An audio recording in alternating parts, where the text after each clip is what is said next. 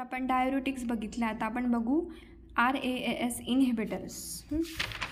सगळ्यात पहिले किडनीमधून rennin secret होतं. हे रेनिन काय करतं, अँजिओटेन्सिनोजेनचं कन्वर्जन करतं अँजिओटेन्सिनोजेन 1मध्ये. मग हे 1चं कन्वर्जन होतं 2मध्ये बाय ACE अँजिओटेन्सिन कन्वर्टिंग एन्झाईम. मग हे अँजिओटेन्सिनोजेन 2 काय करतं, हे जाऊन 81 अँजिओटेन्सिन रिसेप्टरला जाऊन ते चिपकतं आणि मग ते तिकडे स्टिक झाल्यावरती 3 काम करतं. एक तर ब्लड वेसलचं वॅसोकन्स्ट्रिक्शन करतं.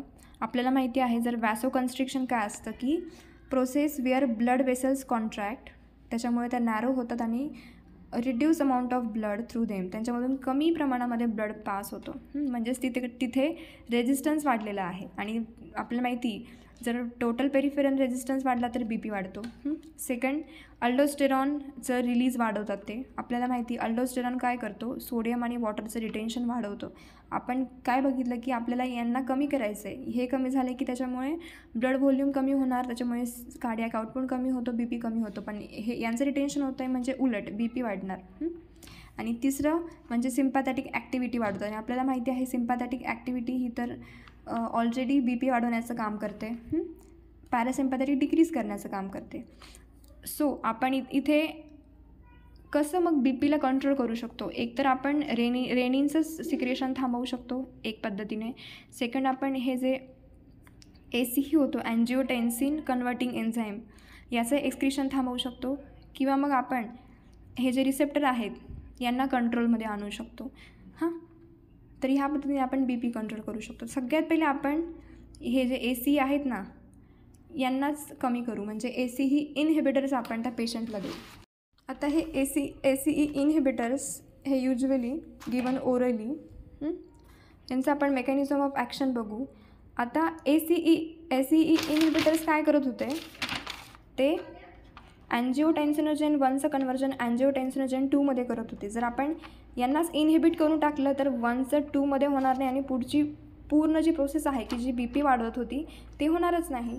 त्याच्यामुळे मग इथे इनहिबिट द कन्वर्जन ऑफ बरोबर A1 to A2. त्याच्यामुळे ते जे 3 फेनॉमेनन होत्या ना, या 3 फेनॉमेननच्या सगळं उलट होणार.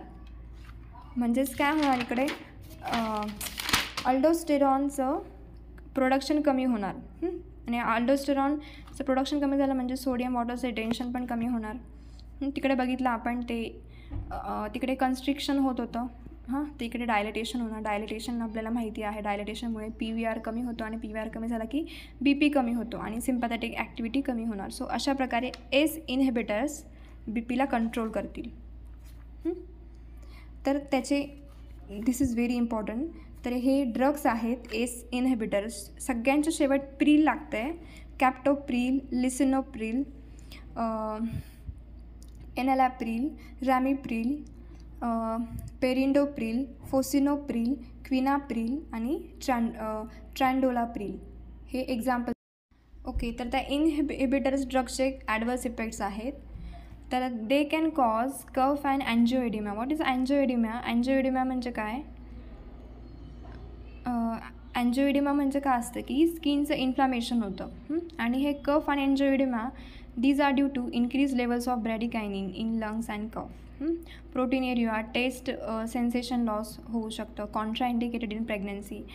आणि हे खूप इम्पॉर्टंट आहे, ते ACE इनहिबिटर्स हे कॉन्ट्राइंडिकेटेड आहेत बायलॅटरल रिनल आर्टरी स्टेनोसिसमध्ये.